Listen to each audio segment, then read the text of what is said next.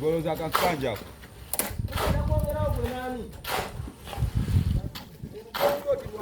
Aja kuongeraho ne Yasin. Bona beyo nyuma ya nawa oba kanda. Ntogera kunawa. Umugumulingo mwala. Daga kiri ekyanawa kyamanya ziri pipe. Kyamanya gali amazi agakulikuta awe ku muti. Nina na mazi tukangenda balwanako mufuna amazi. Mugenda kufuna amazi.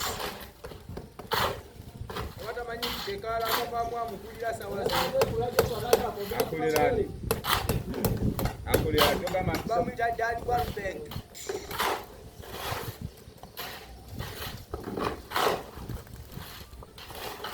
Ndio pia alikuwa tugenda bona bona. Magari kongola. Kongola na katika wewe ndio kwa Yasin.